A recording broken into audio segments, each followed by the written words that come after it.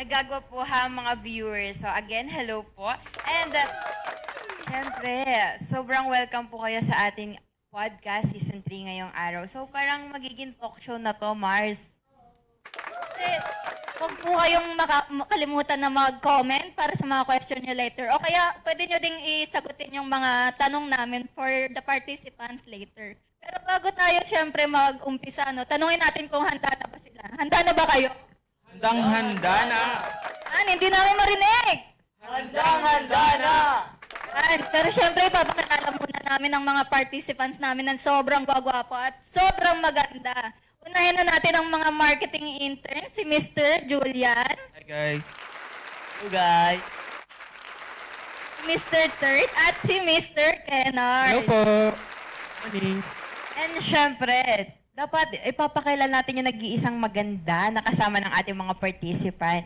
Let's welcome po ang ating nag-iisang Miss Heart. Hey, good morning everybody. Pero matanong ko lang po kayo, no?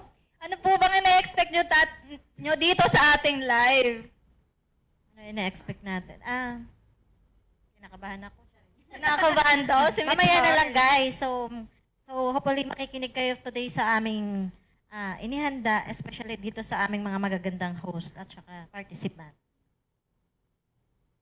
So, yun. Parang kailangan nyo talagang makinig. Required kayong makinig. Sabi ni Miss Heart. So, partner, Mare, ano mang gusto mo itawag ko sa'yo? Anong ina-expect mo ngayon?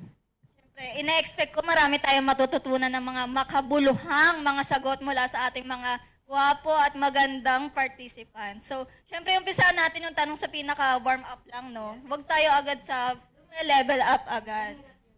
Sige, tanungin ko po kayo, no? Saan kayo nag-i-invest ngayon? Sa mga gadgets, sa mga pagkain, saan ba? Me personally, nag-invest ako on myself. Syempre, love yourself first nga, di ba? Parang mag-focus ka muna on, for example, health, kung saan ka mag-grow. Yun lang. Ako naman personally, nag-invest ako sa mga long-term thing and also in-invest ko rin yung sa decision making ko, syempre foundation ko yun para makapag-alaga sa sarili ko. So kasama siya. Ako po personally, nag-invest po ako sa clothes, specifically sa sportswear po kasi mahilig po ako mag-exercise outdoor and indoor po. Yun na po. Grabe naman yung sagot ng tatlong to, no?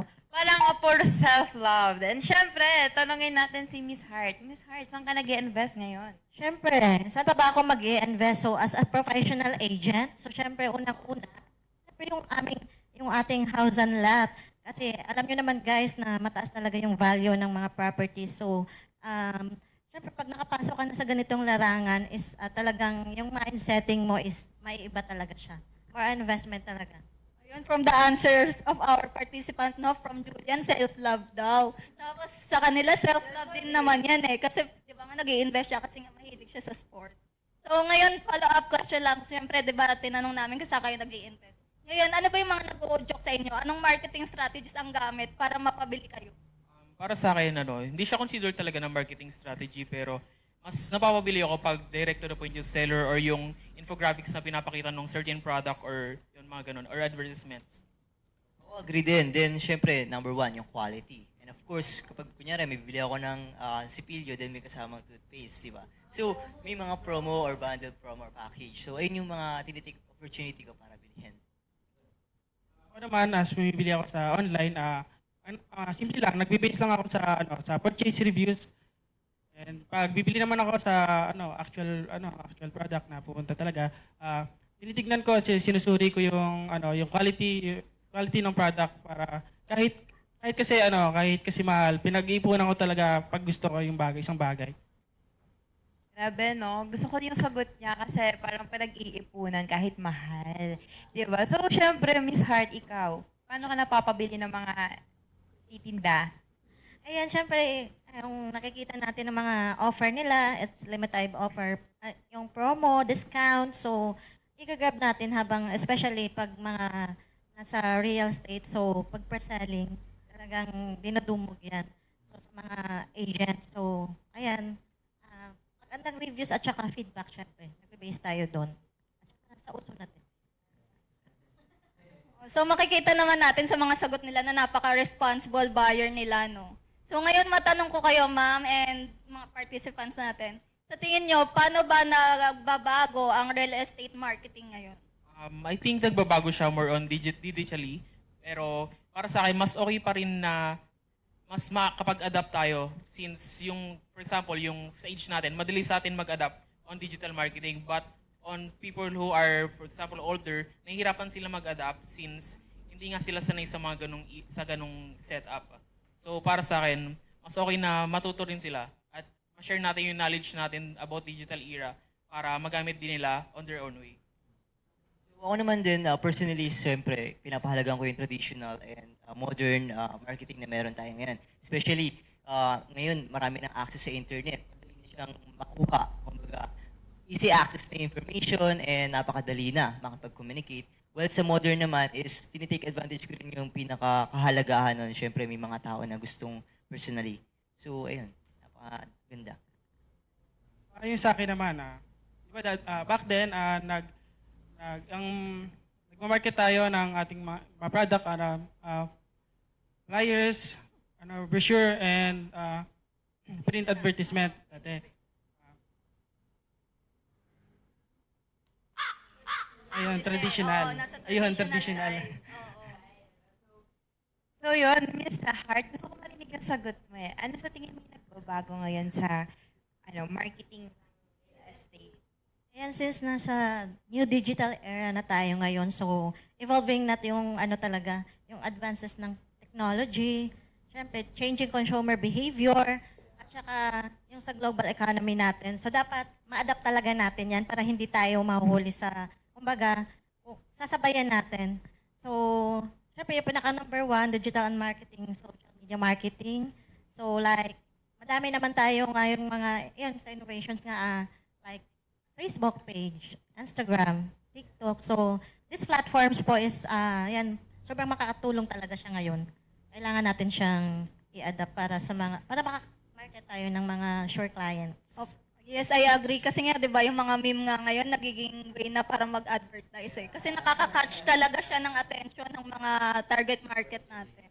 So ngayon, matanong ko kayo, sa opinion nyo ba, ano ba yung pinaka most effective na modern real estate marketing approach? Para sa akin, yung most affected since nasabi mo yung mga meme, kung saan mas nag-enjoy yung mga tao, especially mas na-entertain sila, mas tinatangkilik yun ng mga tao in terms of enjoyment, sariling enjoyment nila since hindi lang basta yung common na nakikita nila for everyday na advertisements.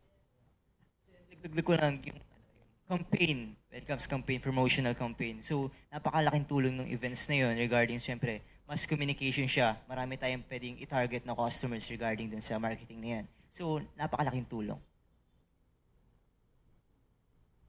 So po, Miss Hart, baka meron po kayong... So, based on our experience din, so, very important din yung paid advertising. Kasi nga, kung post lang tayo ng post sa social media,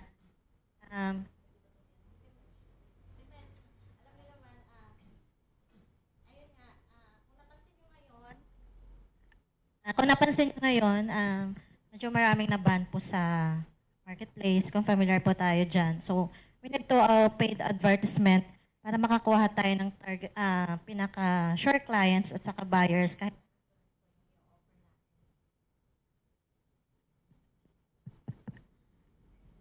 Hello. Ayan. Sige, Ako Miss po, may dadagdag lang po ako. Para sa akin po, isa po sa effective way ngayon is yung photography and videography. Why? Kasi sa panahon ngayon, sa ngayong digital era, napaka-powerful nung visuals, lalo na sa mga sa mga taong matagal yung exposure sa social media. And ayun din yung pinakaunang way para makuha natin yung interest ng mga ating mga prospect buyers. Parang gusto ko yung sagutan nyo ngayon, di ba? Parang kailangan talaga ng digital marketing ngayon. So yun, dahil napag-usapan natin yung digital marketing, sa tingin nyo po ba, para sa inyong apat, do traditional sales po ba o yung mga flyers, gano'n, yung mga ginagawa po dati ng real estate, nag-hold value pa rin po ba as of now? I think, of course, nag-hold value pa rin sila since mas gusto pa rin ng tao na nakikita nila or nakakausap nila directly imbis na nakaka-chat lang nila or nakikita lang nila sa social media, mas okay pa rin na direct person yung yung contact. Mas nabibuild dun yung trust, tapos mas marami kang taong na, for example, yung sa network, mas lumalaki yung network mo. And ako naman is, syempre, may mga tao kasing may mga preferences regarding sa hyper-personalization nila, regarding sa attitudes nila. Gusto nila, makita nila yung attitude ng tao, behavior ng tao na nakausap nila para maniwala sila. Kumbaga, yung transparency is gustong-gusto nila makuha para mag-buy sila or maging buyer sila. Yan. Okay po, ma'am. Yes, I agree. Talagang yung traditional sales tactic ngayon is nag-i-access pa rin naman siya at saka effective po siya kasi syempre kung ikaw ay madaming friends, so i-refer ka syempre sa mga family mo at saka mga kakilala kumbaga. So, ano pa naman siya? Very effective pa siya kasi tulad ng sinabi mo nga, iba-ibang preferences yung mga ating audiences at saka mga clients. So, kanya-kanya kumbaga strategies na lang kung paano, siyempre face-to-face. Ayan, madami naman kasing ino-offer din si, like sa RCD. So, kakanda kami ng mga open houses. So, makaka-market ka talaga pag kailangan lang ng sipag para makamarket ng client. Ayun nga po, tama po yung sinasabi ni Ma'am Heart. Silang tatlo po. Mahalaga po yung ano po ngayon, like yung personal na nag-uusap yung yung buyer tas yung agent kasi para po mas mahimay po nila yung mga information na kailangan nila sa isa't isa. Yun. Okay. Gusto ko yung mga sagot niya actually, lalo na yung third. Kasi di ba sabi niya nga, transparency is a way to gain trust. Yun, gusto ko yun. Pero syempre, Sinabi ni Mr. Third kanina, yung hyper-personalization. Yes, napaka-big word. Parang ang bigat yan dalhin, no? nga no? So, speaking of traditional tactics, no? Syempre, alam naman natin na nasa modern era na tayo. So, matanong ko kayo, paano kaya dapat mababalance yung both traditional and modern marketing? Para sa akin, mas mababalance siya. For example, yung organic marketing. Since yun na yung way na traditional, parang mas mababalance siya, especially on people our age. Since napapansin ko, mas focus tayo sa digital. Since nawawala na ng enough confidence, mostly ng mga kaedad natin. So, mas may expose lang sila on many people, for example, on many audiences, on different settings, mas enhance nila or mababalance yun since parang built-in na sa atin yung digital madali na tayo mag-adjust doon. And ikaw, may masasabi ka? In terms of balance, syempre, mahalagang i-maintain natin yung both opportunity or advancement ng dalawang tools na yan regarding sa tradition and modern. So, para sa akin, kailangan meron tayong marketing for online and syempre meron tayong good service para sa personal communication. So, ayun yung pinaka-magandang balance. Kumbaga, both pa rin. Lagi na yun. Tama naman. Pero tama din yung yung sa chat na pag-usap kayo, napaka-practical naman na like kahit saan, kahit anong oras makapag-usap kayo ng mo. Pero mas mas convenient pag pag yung makapag-usap talaga kayo, like parang magkakaroon talaga kayo ng tiwala sa isa't isa kasi parang mas may feel nyo na legit tong yung pinag-uusapan nyo ngayon. Yan. To effectively navigate both traditional and digital real estate marketing strategies, so sellers should aim for a balance to approach the leverages and strengths of each. So, ano ba yan? Same pa rin naman kasi yung kumbaga technique. So, kailangan natin i-follow up pa rin si client. So, kung sanay ka dun sa true chats, siyempre, kailangan mo siyang i-apply talaga. And then, with naman, personal follow-up, so face-to-face interactions, like, ayan, para solidify yung relationships mo with clients. Kumbaga, since marami tayong competitor nowadays, so dapat talagang sipagan lang. Ano lang talaga. Kailangan hindi mawala yung communication mo with your prospect clients. Yes, tama naman na kailangan natin i-balance both. So, yun, halo-halo din naman yung makikita natin doon na kailangan din ng tao. So, yun, maraming salamat po sa pagsagot ng ating mga questions. Grabe, ang dami ko natutunan. So, pero address muna natin yung ating mga questions from other live viewers. Ready ka na bang sagutan ng mga question and answers nila? Siyempre, ready na tayo dyan. So yun, may nakita akong sagot. Ang sabi niya is, transparency is the way to gain trust daw. Para silang sagot, di ba? Parang halos lahat naman talaga, di ba, na, na aware doon regarding sa transparency is nakakagain talaga siya ng trust. Tapos sabi pa nung isa, mas maganda yung hybrid selling. Physical and with presence on online platforms. Siyempre, I agree kasi nga naman, no, pag hindi yan balance, paano nga naman magkakaroon ng trust ang mga buyers natin? Yes, and then syempre, no, kahit ako din gusto ko hybrid. Gusto ko yung mapagkakatiwalaan ko yung, yung seller, di ba? Pagka mas nakakausap ko siya. And, syempre, Mare, eto na tayo. Nandito na tayo sa pinakamalungkot na part kasi magtatapos na tayo ng ating segment. Hindi naman tayo magtatapos. Hindi pa ba? Magbe-break lang tayo. Magbe-break lang. Akala Okay, ko. pero tapos bago na po eh. tayo mag-break, gusto lang po namin i-shout out ang Apilan family. Thank you Hello so much po. for watching. Ayan, thank you so Huwag po kayo much. munang aalis kasi magbe-break lang po kami. Yes. And, syempre, dapat abangan nila yung second segment natin and then the ating last segment. Magkakaroon pa tayo ng mas maraming makabulang mga sagot Yes. mula sa ating next participants. And dahil dyan, partner, we will be right back! RCD Land, RCD Land, we help you.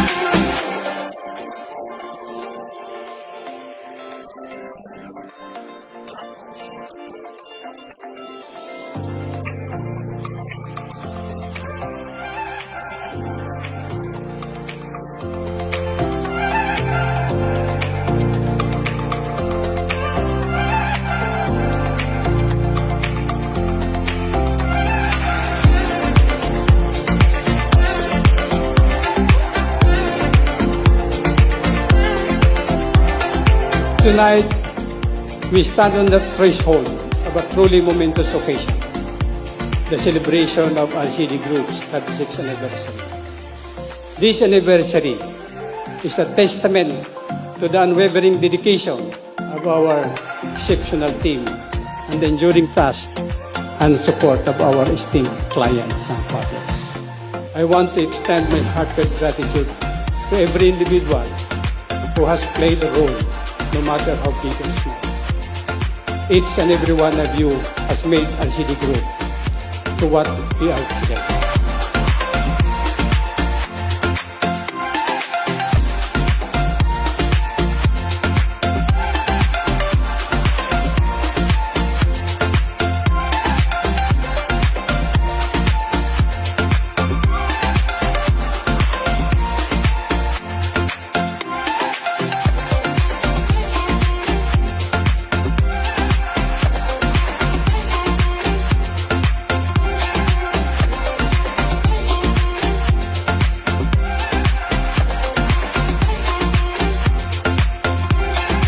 Let us raise our glasses to the past, the present, and the exciting future that awaits us.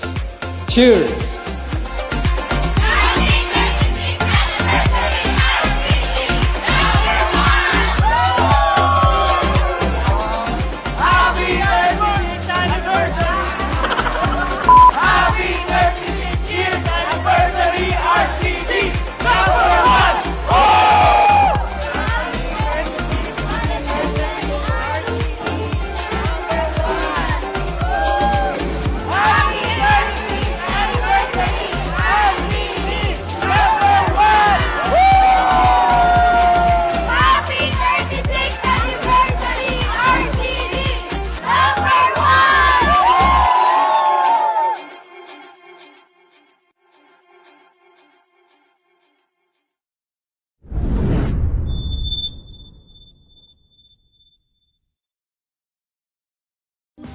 RCD Land.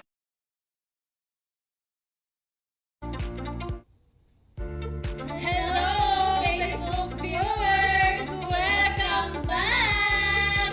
So, hello sa ating mga Facebook viewers again. So, nandito na tayo sa ating second segment. This segment will be more exciting kasi bigatin yung isang guest natin eh. Parang nakakakabang magsalita.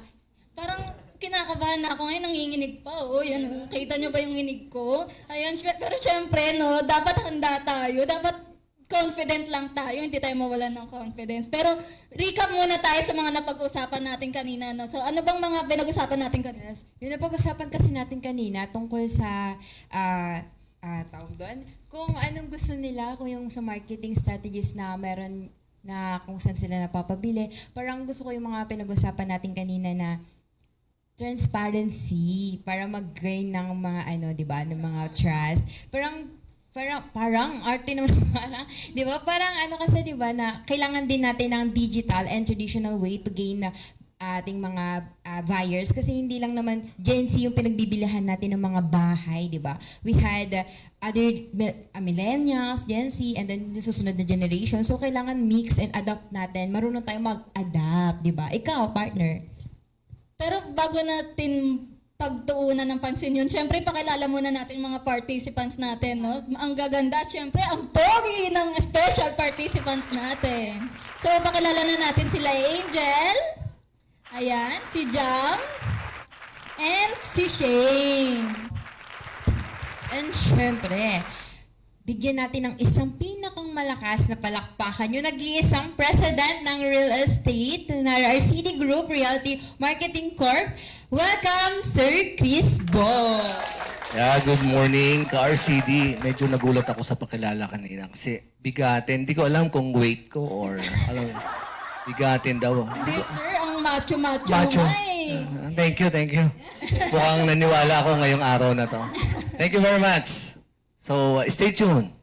Stay tuned. So, simulan na natin ang tanungan, no? So, umpisahan natin sa mababaw lang. So, in today's modern era, kailangan ba ng diploma o ng diskarte kapag ka magiging real estate agent? Actually, diskarte or diploma. Diploma alone is, I think, it's one way, no? Na para makarating ka doon. Pero if we mean success, diploma alone, I think hindi ko masasabi na kaya ikaw ay graduate o na-reach mo yung highest degree of education, hindi ko masasabi na magiging successful ka. And diskarte alone din, na wala kang kaalaman o wala kang tinapos, I think parang mahirap din. So, kung ako tatanungin nyo, mas maganda magkaroon ka ng kaalaman and then samahan mo ng diskarte. Tama yun, sir. Parang without diskarte and without diploma, wala kang mararating. Parang ganun, sir. Tama po ba ako? Yes, oo. Tama yun. Kailangan mo munang, kasi may kasabihan tayo, no? Knowledge come, but wisdom lingers. So wisdom comes from your experience, di ba? So it should be balance, no? Balik tayo doon sa sabi nyo, balance ulit. Okay? Balance tayo. Laging balance eh. So how about the participants? Para sa akin po is both din. Kasi kung may diploma ka in diskarte, parehas mo siyang ma-achieve in magiging successful ka as a real estate agent or salesperson. Yes, for me then both. Kasi kapag may diploma ka, doon mo makikita na sumakses ka talaga. Step by the step. Yes, ayan. Siyempre, kapag may pinangahawakan ka, sobrang fulfillment ba yun sa'yo as a student. Ayan. And then yung diskarte naman, masasabi kong isa yan sa top na kailangan ng agent. Kasi nga, lalo na sa ngayon, sa era ngayon, lumalago na yung real estate, lumalawak na, dumadami na tayo mga agent. So, it is a matter of persuasion. Kung tama. Kung paano mo didiskartehan na makuha yung prospect mo. For me, both. Since sabi nga nila, kung wala kang diskarte, wala kang diploma. As a Gen Z kasi, we try to have a diploma to be successful in life. That's all. Yes, gusto ko yun. Gusto ko yung accent niya, no? Nainggit ako. Mamahalin. Ang hirap kausapin. Parang, magtagalog ka na nga lang mamaya. So, yun. So, syempre, dapat, di ba, balance nga yung ating diskarte and diploma. Tama ba ako? Tama. Pero ano, 'di ba, pinag-usapan nga natin yung diploma at diskarte. Tanungin natin ngayon si Sir Chris kung paano ba siya napunta sa posisyon niya ngayon dito sa RCD. Yeah, actually mahirap, no? Hindi ganun kadali. So I've been here since 1997 for almost 28 running years, no? So I started as bookkeeper. Of course, no, I graduated, I earned diploma in accountancy. Pero hindi ganun kadali na you climb up the ladder. No, kailangan mong gumising ng maaga.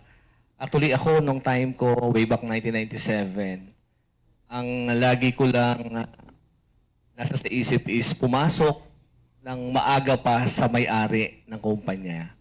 So I maintained that, and then hinahantay ko rin siya lumabas. So, but during that time, I do not focus on how much I will be earning, no? Kasi during that time, nakabababa talaga ng sweldo. Pero it's not that, no? What I have in mind is yung experience na magigain ko sa company na to. And then, siguro that will follow yung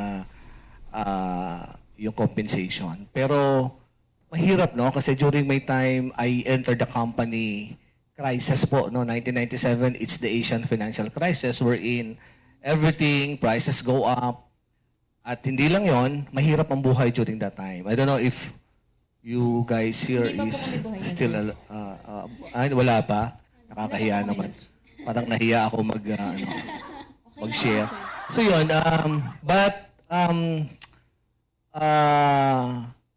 of course, no, hindi po natatapos doon yung challenge, no. Sabi ko nga, to climb up the ladder, you should nurture yourself, no. Continuous learning. So I enrolled a master's degree, PhD, business management. So since nasa real estate ako, I also in 2010 I took up real estate board licensure examination. So yun, but hindi ko alam kung yung aking, alam mo yun, yung aking ginagawa will pave way to alam mo yun, na ilalagay ka sa ganitong posisyon, no? So, but true enough, no, with also, no, with the help of, with the guidance of our creator. So, sipag tayo, no? Hard work is very important. So, yeah, it always pays yung hard work. And kailangan consistent ka rin sa ginagawa mo. Hindi pa pwedeng magaling kang, masipag ka ngayon, bukas tamad ka. So, kailangan yung galaw mo is very consistent. So, being one of the nasa top position na ako ngayon, nakakaya, no? Pero, you know, isa to sa mga bucket list ko, no? Na nakasulat sa, to become president of my own company. But, no, Boss RCD gave me the opportunity. No? Kaya maraming salamat, boss, no? Arinig ba ako kahit sa kabilang, ano?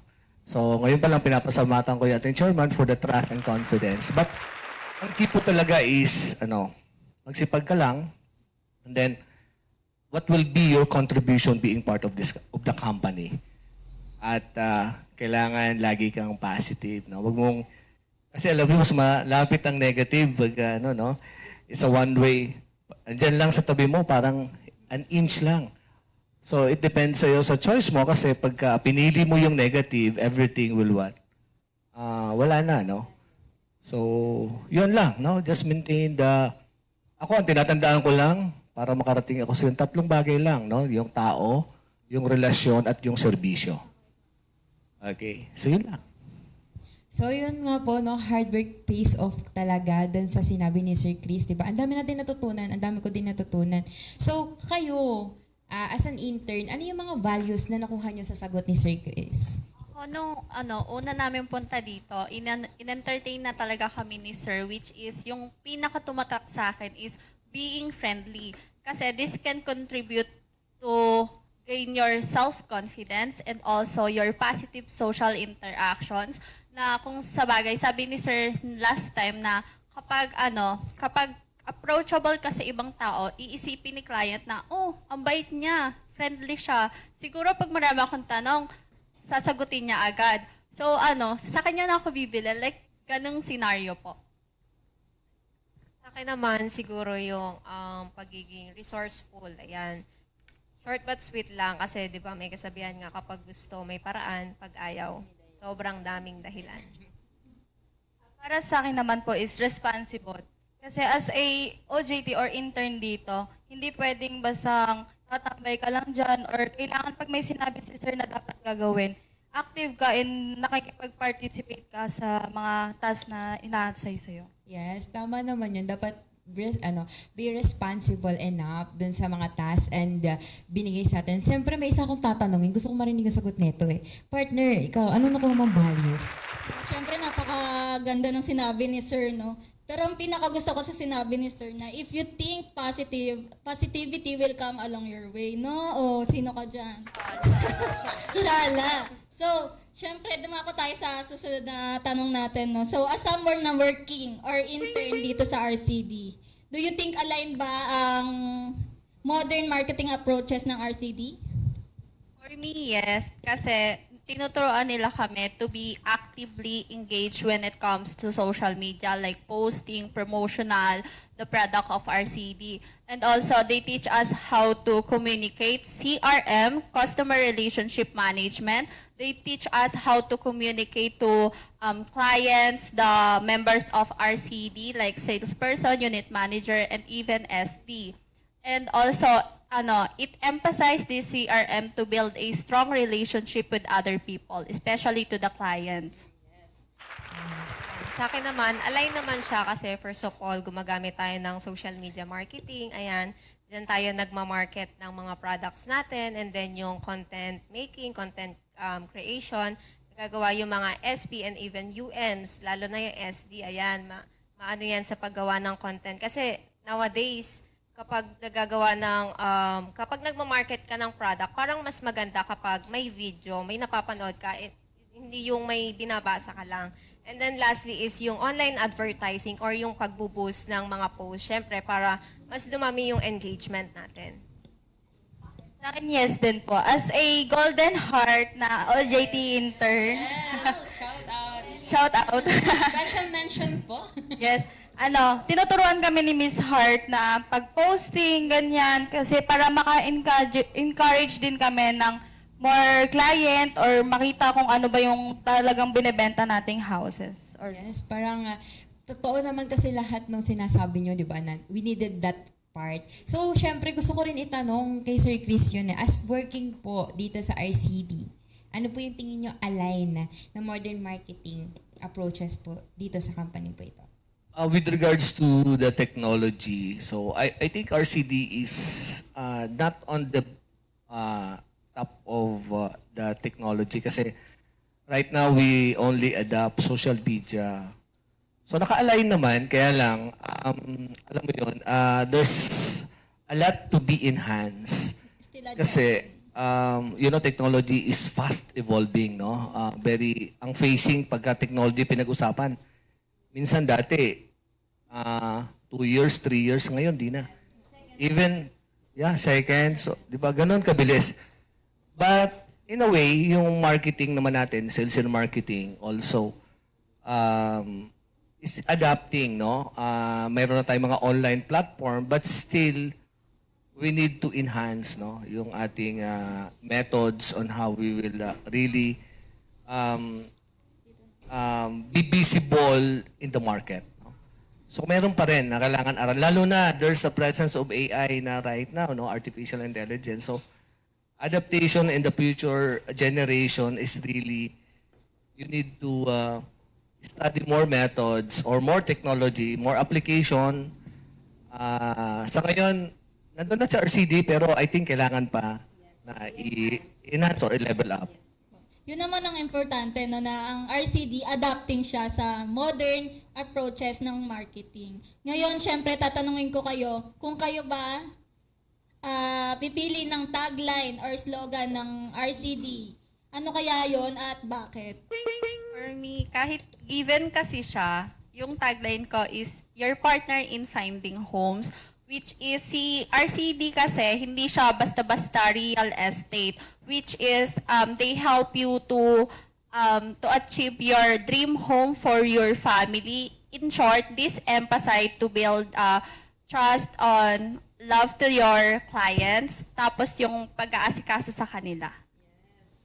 Sa akin naman, if papagawin ako ng tagline sa RCD, which is a big responsibility yon, for me is yung building homes, one dream at a time. Kasi nakapaloob siya sa mission ng RCD, which is yung wherein magka-create sila ng affordable and sustainable home while focusing on the client's dream home.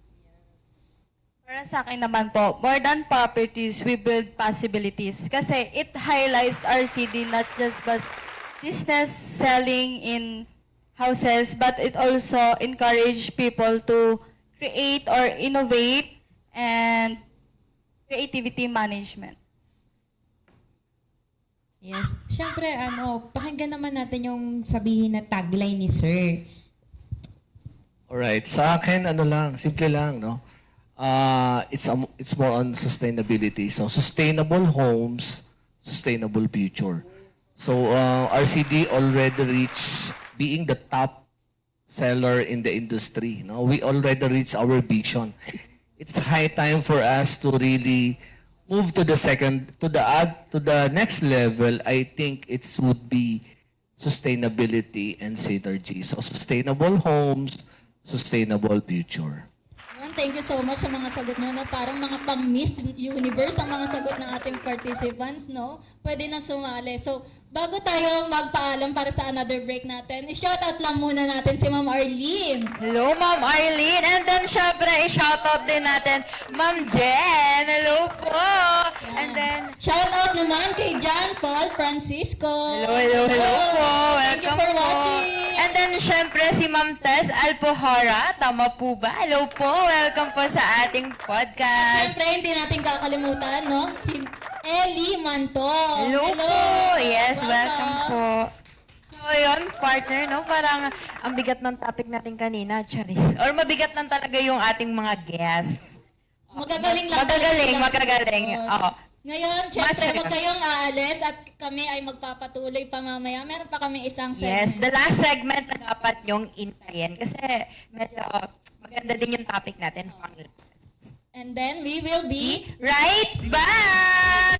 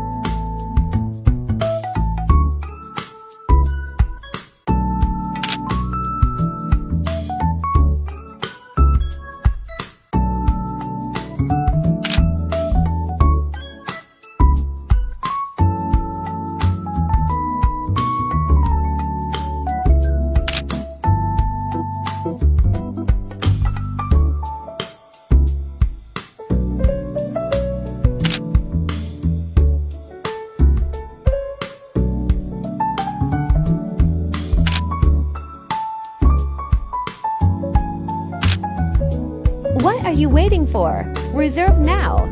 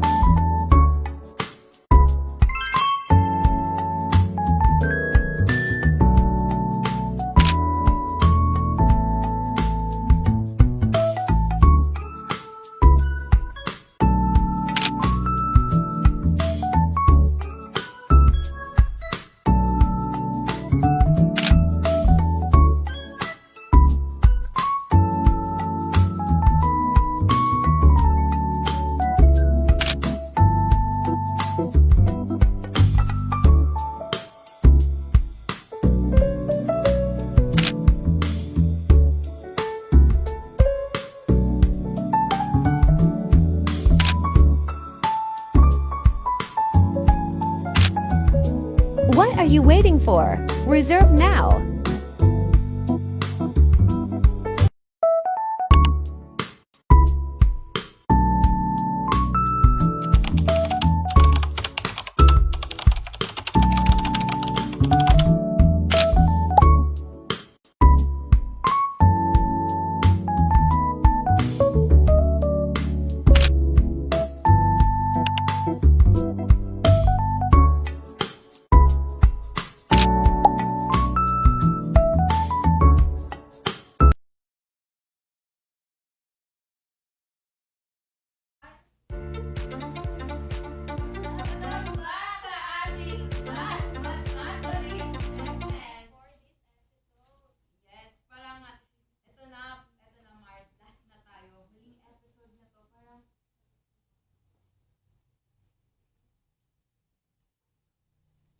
Ayan.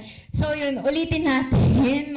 Okay, partner, ulit tayo ulit. Okay. Welcome back sa ating last but not the least segment for this episode. Yun, nawalan kasi tayo ng Yes, technical problem, but naayos na naman na, thankfully.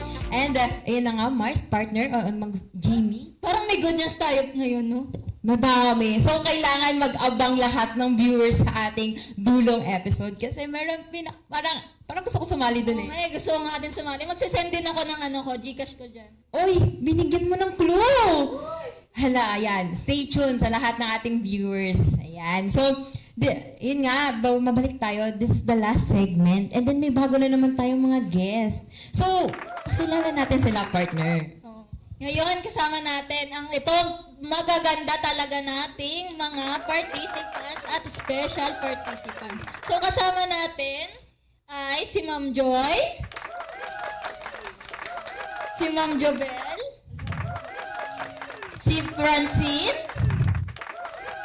si Jen, and si Ro.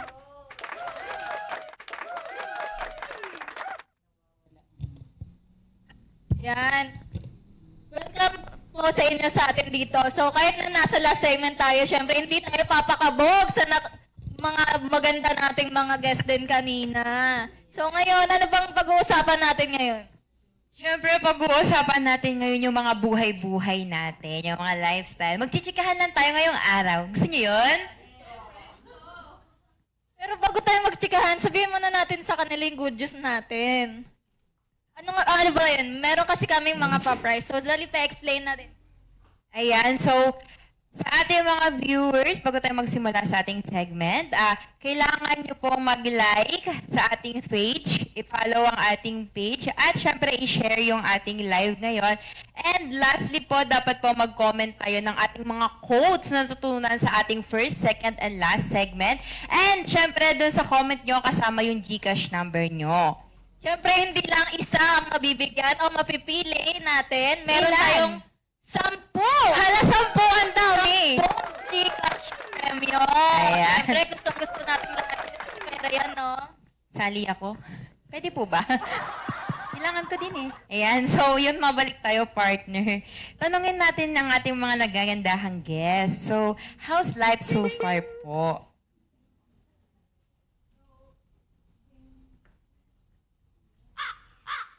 So, ayun. So, thankfully, graduating na rin kami. So, ngayon is currently working na lang kami dito sa OJT here sa RCD and sa isang subject na lang namin, which is yung pagkakandak ng seminar na parang ayaw kami pag-graduaten kasi sa bigat ng ginagawa, ng activity na pinapagawa talaga. But ayun, thankfully is kinakaya naman and kakayanin talaga kasi konting push na lang konti na lang talaga, ilang buwan na lang, makakagraduate na mahahawakan na namin yung diploma namin. So, ayun. So, yun. Ganun ang life natin lately. Ikaw naman. Sa akin is draining but fulfilling. Kasi knowing na ilang months na lang gagraduate na, parang magiging worth it lahat yung 4 na taon namin sa college. So, basta, na-overwhelm ako knowing na gagraduate na ako, ilang buwan na lang, ganun. Ikaw. Siyempre ako din, di ba? Sino ba naman hindi matutuwa? Siyempre! Alam lang kayo lang, di ba? So ako, happy, siyempre, and mas gumaan din yung loob ko since nandito ako sa RCD na nag-OJT, parang, wow, family, parang pagpasok ko doon, pag alis ko dito sa RCD, parang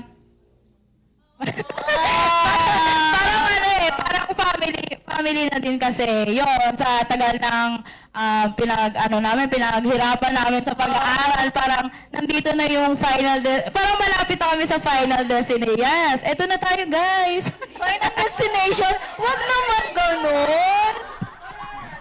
How about kayo po, Ma'am Joy and Ma'am Jobel? Okay, go. Ayun, pwede bang sumali dun sa Again. Gusto rin po namin, Ma'am Joke. Ayan, for me, I feel great nowadays. Nagpapaaral ako ng 2 college and presently here in RCD. Yun muna. I feel great. So, for me, yung my life, every day is a blessing. Kaya lagi tayong blessed kay Lord. And better than yesterday kasi sabi nga, parang dapat lagi ka nag-i-improve every day. Yan lang. Tama, kasi tulad nga ng sabi ng Ma'am Jobel, no? Na there is always tomorrow. Kaya kasi, life is a blessing nga to, di ba? So, let's start. So, sa ngayon ba, ano ang priority nyo? Finish school? Like yung katulad ni Ma'am Joy, mapa-finish niya yung mga anak niya. And kayo? What else? Ako ang priority ko as of now is makagraduate talaga. Kasi, syempre, as graduating student, maraming kasabihan tayo na kailangan nating iwasan yung mga ganto, ganyan. So, ipa-prior ko muna is yung magstay lang muna ako sa kung saan. Na hindi muna ako gagala kasi, syempre, delikado, graduating student. Yun yung prior ko. Uy, kasama. Yes, So, ayun, ako naman, syempre, yun, same lang. And after nito, makagraduate ako is makahanap ng magandang work and also makatulong ako sa family ko. Oo, kasi syempre, sino ba namang hindi gustong tumulong sa pamilya, no? So, ngayon, tanongin ko kayo, ano ba yung mga habits na ginagawa nyo para ma-achieve nyo yung mga goal nyo sa buhay? Ang habits ko naman is maging diligence, syempre, and madiscarding tao. Ako, maging matyaga lang. Kasi meron nga tayong quote na inaano na, malayo na pero malayo pa. So, kung nagiging matyaga ka ngayon, yung achievement mo in life, talagang marami kang magiging success, ganon. Ikaw. Sa akin is syempre maging consistent sa ginagawa ko, whether sa studies or here nga sa OJT ko, ganon. Like, ang gagawin ko is parang step by step. Syempre, di ka dapat agad parang di ka dapat agad sa success. Baka kasi makita mo na siya, ay, bawal. Yun. Ayun. So, yun lang. Kailangan lang talaga maging consistent. And alam ko kasi na marami pa rin akong kailangan matutunan para maging successful in life. Syempre, tanungin naman din natin si Ma'am Jobel. Ayun. So, ulitin natin, ano po yung mga habits na meron kayo para ma-achieve your goal? Yun. So, first muna, yung goal ko, syempre, lahat naman tayo dito, kaya tayo nandito, is to be a financially stable or to have a financial freedom. So, ang habits ko to make that goal, consistency lang. Number one is consistency. Kasi ang being consistent, andyan yung masasanay yung mind mo and your body to do the work properly. And also, syempre, wag natin kakalimutan yung pagiging consistent in prayers po. Yun, tulad nga ng sabi ni Miss Jubel, dapat consistent tayo. Yung consistency, kasama dyan lahat eh. Yung paggising mo, yung pagtulog mo, yung sa work mo, and yung pagiging prayerful, dapat hindi siya mawawala bago ka umalis ng bahay, bago ka matulog. Kasama yun lahat. So, yung pagiging persistent. Kasama din. Yes, tama naman po yung mga sagot nyo. Parang ang gaganda ng mga sagot nila, no? Parang kailangan talaga natin maging consistent in life. Syempre, di natin dapat makalimutan nga yung mga prayers. Kasi without prayers, parang doon natin sinasabi, kasi di ba sa prayers yung mga wish natin kay Lord na, Lord, gusto ko ganitong gumaraduate. Nagkakaroon ng guide. Gina-guide tayo ni Lord. Parang sinasagot ni Lord yung mga prayers natin. Tama po ba yan? So matanong ko lang, di ba sinabi niyo na yung mga habits niyo. So, paano niyo napapractice yung marketing skills gamit yung habits? Ako kasi, may habit din ako na nagko-collect ako ng mga diecast cars. Like yung Hot Wheels, Tomica, ganun. So, nakikipag-communicate ako sa ibang seller and nagkakaroon kami ng negotiating. Dahil doon, napapractice ko yung marketing skills ko kasi nagkakaroon ako ng knowledge from them. Then, nagkakaroon din sila ng knowledge galing sa akin, which is may a-apply namin both sa mga susunod naming makakausap. Ganon. Yun, tama ka naman. Agree din ako dyan. And dagdag ko lang, it's yung sa digital marketing. And syempre, nandito tayo sa marketing, Industry. Yes. parang mas na-enhance yung namin, yung knowledge namin or skills namin when it comes pagdating sa posting like sa Facebook kasi syempre hindi yan mawawala sa atin eh. And also yung sa pag-create ng website like yun parang mas na-enhance kami na kasi nagpagawa pinagawa tayo ng digital ng digital hub na ano yun? Pwede makita lahat. Yes, oo, nandun lahat. Yes. Say it would be easier, no? Kaya po, Ma'am Jumper. One of the, habits. po. Okay. So, kanina, consistency. So, idagdag lang din namin. Kasi, for me, mas napapractice ko yung habits ng presentation as a marketing strategy. Kasi yung pag-sell namin ng house and lot is fixed price na. So, andun na rin yung, kumbaga, naka-fix na tayo sa negotiation about pricing. But the presentation, ayun po yung pinaka-nakikita kong centralized sa pagbili ng buyer, na magustuhan ng ating mga buyer. So, ayun lang naman, napapractice ko siya, yung presentation po. Sa akin naman, syempre, habits pa rin. Idagdag ko yung punctuality ba? Punctuality. Syempre, mai-adapt natin siya dun sa selling. Kasi syempre, kapag meron tayong prospect, meron tayong imi-meet na client, mas importante na tayo yung mauna kaysa mauna sa atin yung client. So, time management. Ha? Tapos, and then yung yung may hapain, no? Tapos, ayun. Ayun. Sa kaya nga. At saka yun, continuous learning. Kasi nga, dahil sabi nga ng mga anak ko, pag binibiro nila ako, boomer daw ako. Kasi pag nagpapaturo ako dyan sa digital, sa online, medyo nahihirapan talaga ako. So, hindi ko inaalis sa sarili ko yung katulad nyo, na-meet namin kayo, mga OJT, binibigyan ko ng time na magpaturo. Yung mga free time nyo is inaarkila ko, mali. Inihiram ko. Opo, Thank you. Kumbaga, yung mga habits natin, doon din tayo magkakaroon ng opportunities, no? Kasi yun yung magiging consistent ways natin para malaman natin kung meron pa ba tayong mga marketing skills na mai-enhance or dapat pa ma-enhance. So, syempre pinag-usapan kanina natin yung mga goal, no? Ngayon, tatanong namin sa inyo, included ba sa inyo yung future yung sa future nyo yung bahay? Siyempre naman, kahit naman siguro sino sa atin is gusto na magkaroon ng sarili talaga na bahay at lupa. Like, kung ako kasi, gusto ko talagang investment. Unang-una kong gusto maging investment is bahay. Siyempre sa una, mangungupahan ka muna, ganon talaga. Like, mag-iipon ka kasi para makakuha ng sariling bahay at lupa. Yes. But yun nga. Pero ngayon kasi marami na rin namang magagandang bahay. Since andito na rin ako sa real estate na maraming options and kaya mo siya mabayaran ng monthly. Basta may work ka lang din. Basta kaya lang din naman yung mga investment, yung ganong investment Pasok natin. sa budget, Yes, ganon. pasok sa budget. Sa akin included din siya kasi for future naman siya. Kasi when you think about your future, you're thinking about your security in life.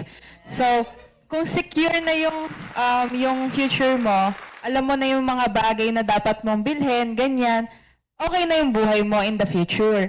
Kaya sa akin, ini-include ko yung bahay at lupa as investment. Kasi hindi naman siya nag-i-stay lang yung price niya sa taon na to. Kasi tumataas siya yearly. So kung bibili ka pa lang habang medyo mura-mura pa yung bahay, pagdating ng panahon, yung worth nun, kung sakaling ibibenta mo din, mas tataas siya. Yes, Ganun. parang every month nagtaas yung percentage Ikaw? nila.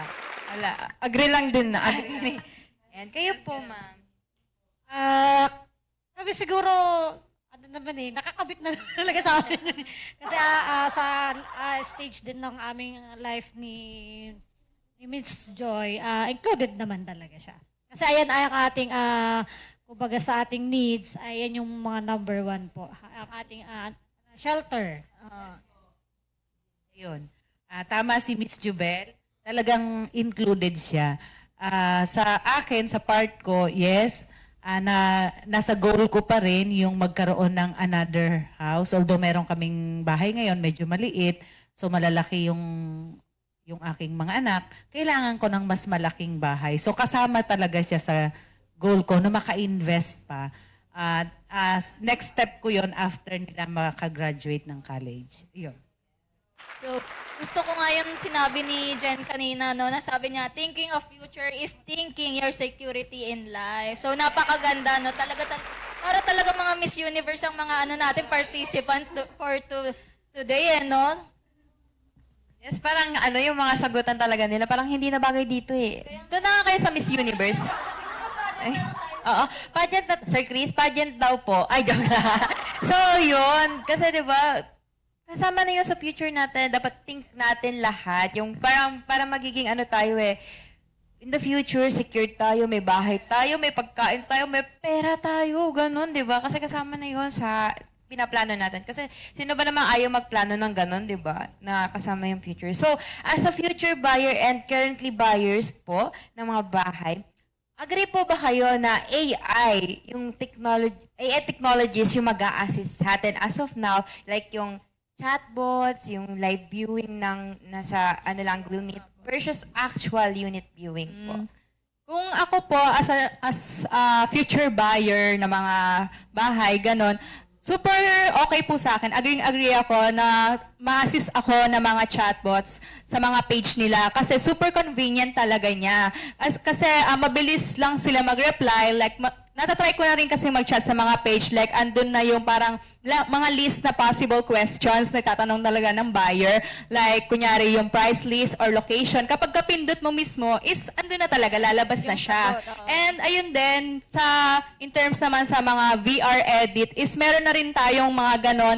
Tulad dito sa RCD, ng VR edit ng subdivision, na makakatulong talaga sa mga OFW na gustong bumili. Kasi makikita nila, and actual naman din talaga siya kapag nakita mo na siya sa personal, yung mga bahay na yun. Add ko lang din yung sa posting, di ba, pinapaano tayo nila ma'am na mag-post kayo nito para ma-aware yung customer na ito yung open, yung bagong new site, ganon. Mas mabilis nilang na-approach yung yung view, yung ganon. How about Ma'am Jobel? Para sa akin, kasi meron akong dalawang kino-consider dyan. Number one is as a real estate agent, hindi kasi nasasagot ng AI yung mga questions ng buyer sa actual. Like, for example, ano ba yung processing ng pag-ibig? Kasi parang na-experience ko din yan sa AI na minsan parang mas binibigyan nila ng AI na mas magtanong sa office ng pag-ibig or sa mga real estate agent. But with the other side naman, sa isa ko kino-consider as ako po yung buyer, very convenient and time saver talaga. Kasi isang type mo lang naman talaga. Actually, kahit sa Messenger, kahit hindi ka sa Google web browser, sa Messenger, matatype mo na din kung yung mga questions mo. Meron kasi akong naging experience yung buyer ko, Taiwan. So, bago siya nag-reserve, ang ginawa niya, nag-research talaga siya. Na out of nowhere, ay, oo nga, parang mas nakuha niya yung knowledge muna sa internet bago na siya nagtanong sa akin. So, parang okay naman ang AI, siguro as additional help na rin as a real estate sales agent, na mabigyan ng information, lalo yung mga medyo busy na buyers po. Yun, tama si Ms. Bell.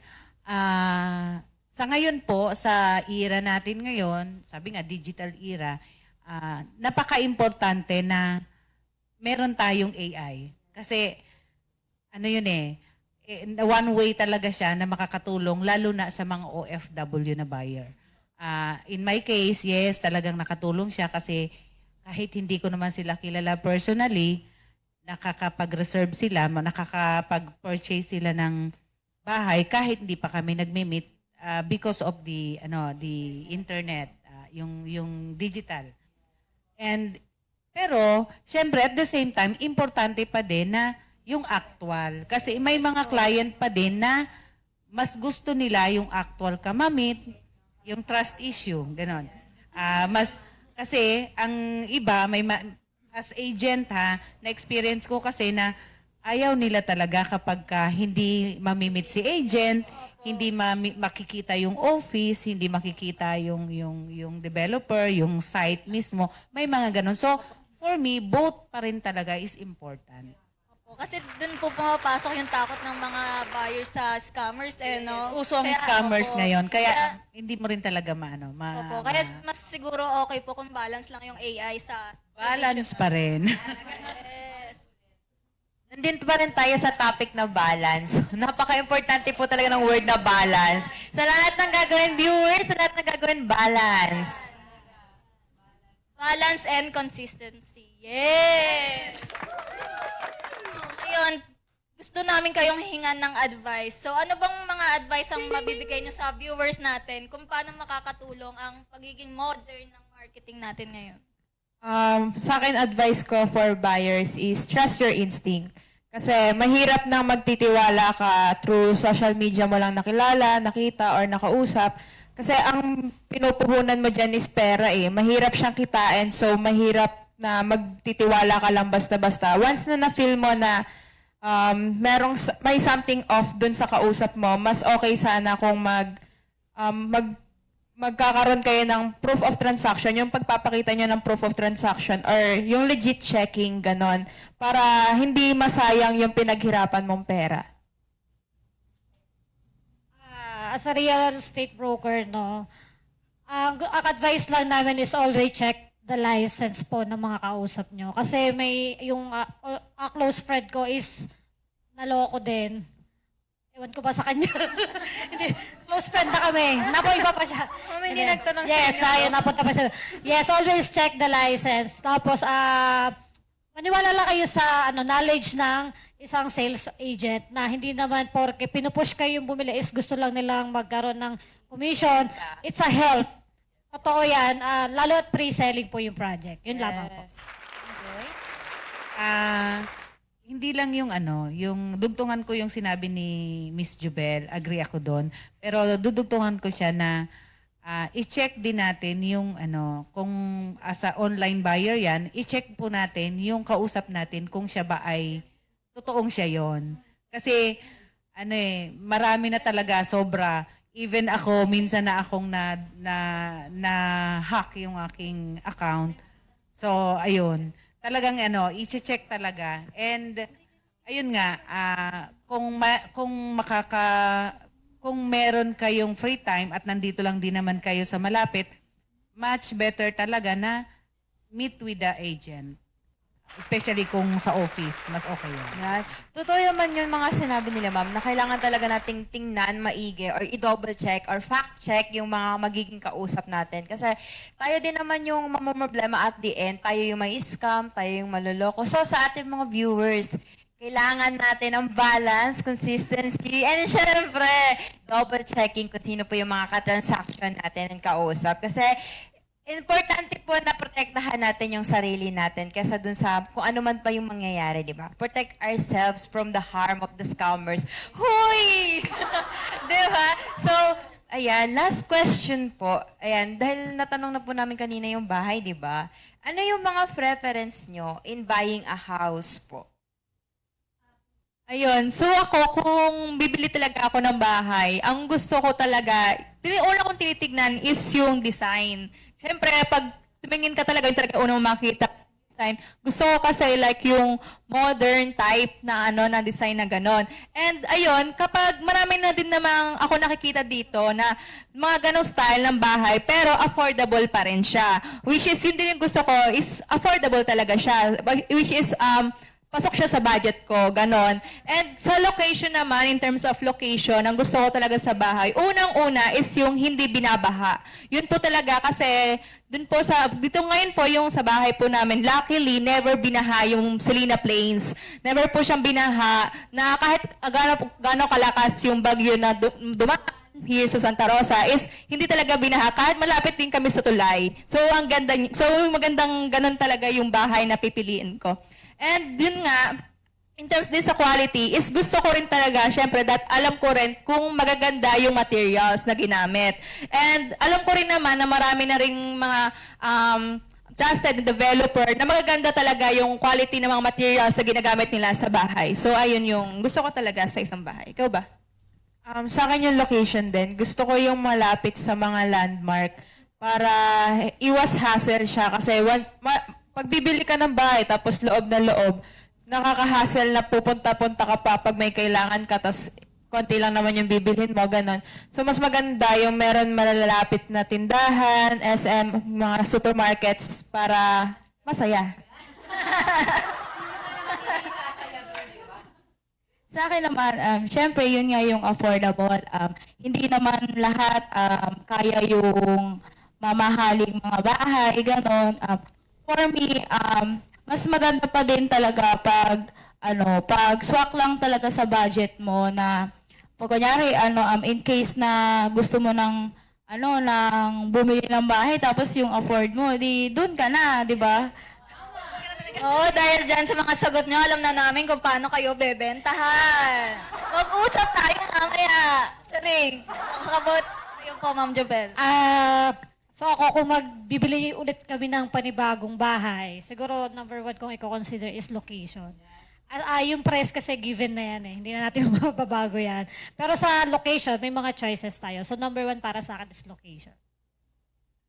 Yun. Sa akin, dahil meron na kaming tinitirhan ngayon and medyo maliit, syempre, ang pipiliin ko yung medyo may space na para sa aming family. And location na rin. Siguro ako, kung mag-i-invest uli ako, gusto ko yung medyo, yung ang climate ba,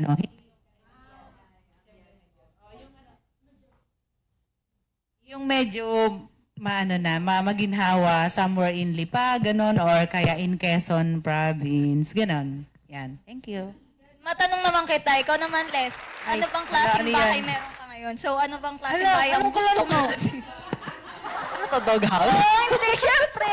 Bungalow ba? Ano ba nasa RCD ka? Hindi mo alam mga klaseng Uy, alam ko yun. Inaway ako. Sir, teka, cut. Inaway ako. Hindi, ano bang klaseng bahay ang pangarap mo? Hala, huwag niyo akong tanongin. Nasa Korea. Ay, iba pala yan.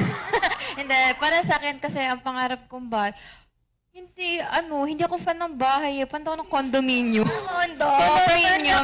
Kasi as a solong anak po, wala po akong kasama sa bahay. Mag-isa lang.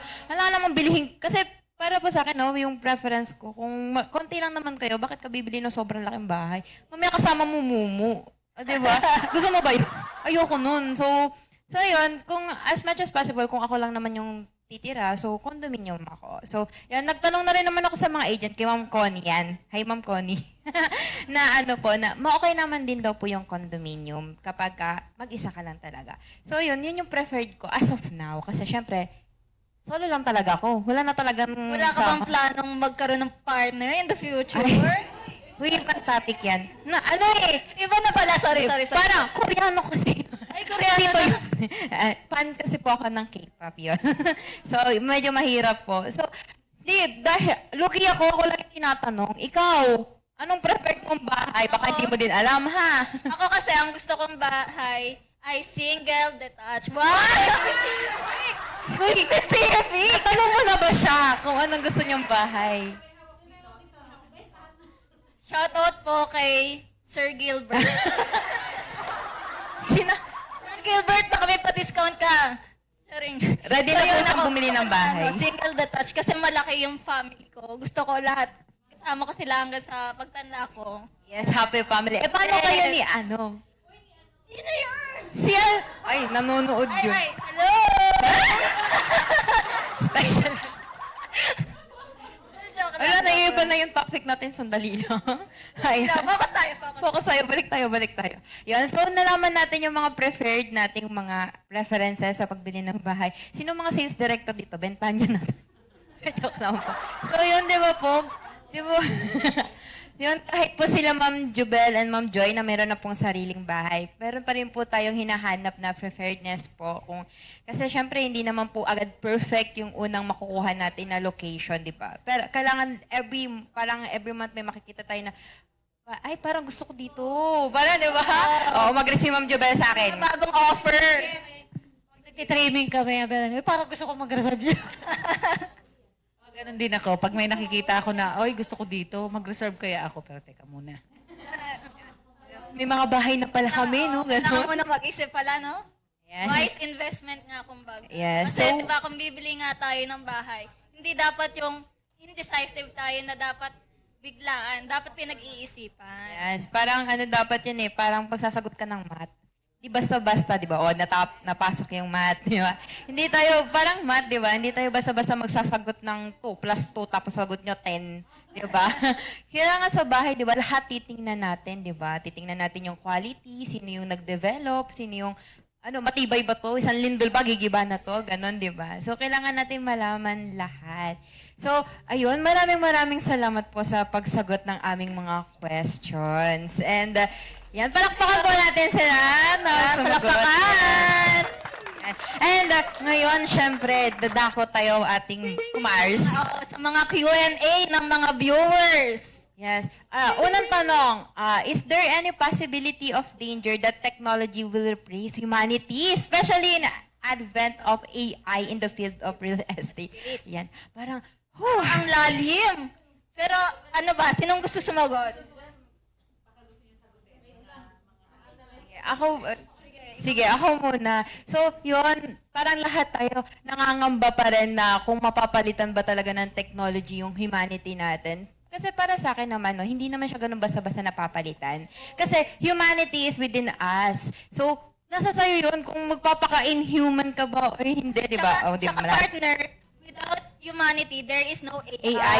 Tandaan nyo, everyone, viewers, and sa lahat po na nakikinig, ang human po ang nag-inventa ng AI. Utak pa rin po ng tao yung nagpapagana sa AI. Kasi without our knowledge in everything, our research, hindi po natin madidiscover ang AI technology. Yes. Tandaan nyo, tao gumawa niyan. Tao lang po. Power! Humanity! Okay. Sabi mo na lahat. Okay na yun. Sige. Okay, next. Okay, sa next question naman tayo. Is attitude matters in the business, especially in this new generation? Ayun, syempre, yung attitude talaga, pag nagbebenta ka, dapat maayos talaga yung attitude mo. Hindi yung parang ikaw pa yung nagmamataas sa seller, sa buyer mo. Like, kunyari, kung may gusto pala yung isang client mo, tapos parang iisipin mo, na sa opinion mo kasi mas maganda yung isa, pwede naman yun. Pero kung talagang parang decidido na siya sa gusto niya, wag mo nang ipilit. Para ibigay mo kung ano mismo yung gusto ng client mo. Sa ganun talaga. Kayo ma'am. Is attitude matters syempre, kahit saan. Even though hindi naman ka nasa business, attitude matters talaga. Kasi that's the number one na dapat siya yung dala mo. Para kumbaga, para kahit saan ka iharap, saan ka dalhin, you can manage everything po. Tama. And the attitude of gratitude, yun yung pinaka-importante. Yun. Ikaw, partner. Ako, hindi. Tignan natin. Kasi gusto ko yung sinabi ni Ma'am ano yun? Yung attitude, dapat gratitude. Yes, gratitude. Thankful tayo dapat every day, di ba? And last question po from our viewers. Can we really rely on the present technology and eliminate traditional selling? So, meron po ba kayong sagot?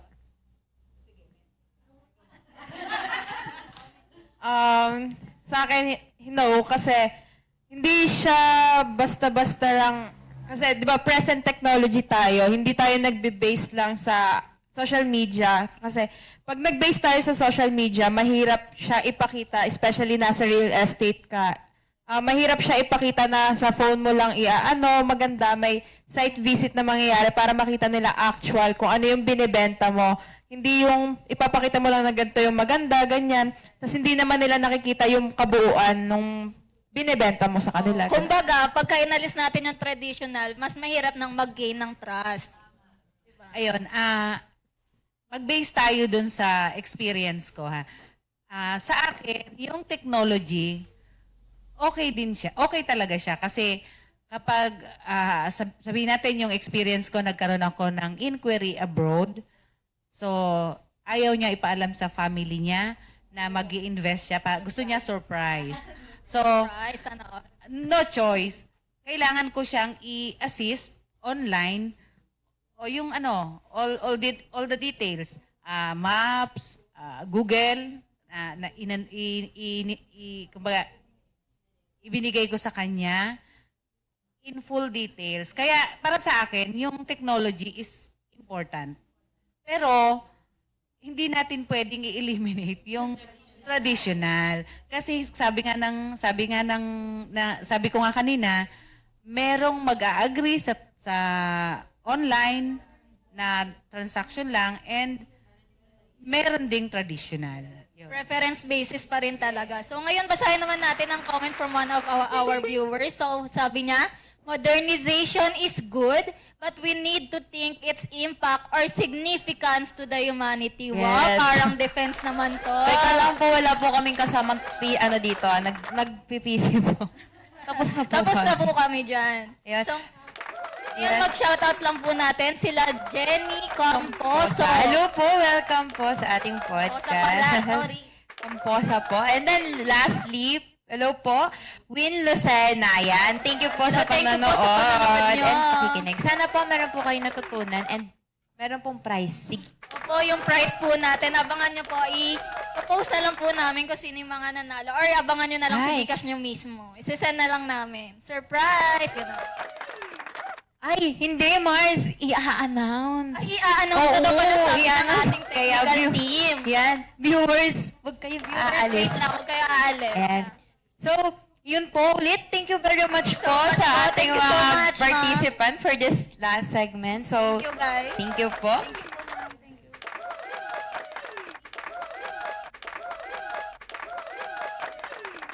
Yan. So, para sa ating mga viewers, sasabihin na po namin ang mga nanalo. So, ang mga winners natin for today ay sila Glenn Apilan, si Shayshel Althea. Anduga mo naman. Bakit ganon? Hindi ka sumali. Ann Binson. Wow! Angel Mercado. Si Jamaica Kabuya. Teka lang. Si Jamie Joy Aison. Teka lang. Parang hindi kami nasabihan. Bakit parang... Hindi kami nasabihan. O sige, shoutout na din natin sila. Si Shane Dakaray. Dakaray ba to? Dakanay. Camille Pascual. Kennard Jore. Juliana Cuesta. And Angelica. Mama Angelica. Teka lang. Viewers? Payag ba kayo dito, viewers? parang napagkaisahan tayo. Parang, sandali. Palit nga. Sino pa pwedeng papalit ng host? Sasagot lang ako. Teka na. Wala na. First come, first serve daw. First come, first serve. Ayun po. Maraming Maraming po. salamat po. So, viewers, maraming salamat din sa inyo. Bago po tayo mag-end ng ating live, please visit our website, RCD, Facebook, TikTok, and YouTube. Yan. So, yun nga po mga viewers na nag-stay, huwag po natin kakalimutan i-visit po lahat ng social media pages social natin. medias. Tapos kung gusto nyo po, kung interesado po kayong mag-schedule ng site tour, puntahan nyo lang po ang aming mga social media pages. Yes. And syempre, bili na kayo ng Vice RCD. Maganda dito, guys. Sobrang ganda, promise. Yes. And syempre, eto na. Game. Are Magtatapos you ready, na tayo. guys? Number 1. Yan. Ganito lang po yun. Para, kunyari, hindi nyo alam, no? Sabihin po namin yung mangyayari. So, sasabihin lang po namin, serving you, RCD. Number 1. Hawakan niyo po yung isang mic. Okay. Ready na po ba tayo? Okay. We are here serving you, RCD. Number 1. Wait lang. Teka lang. Ang hina. Sama yung technical. Parang gutom na yata sila ma'am and sir, no? Isa pa po. Serving you, RCD. Number 1!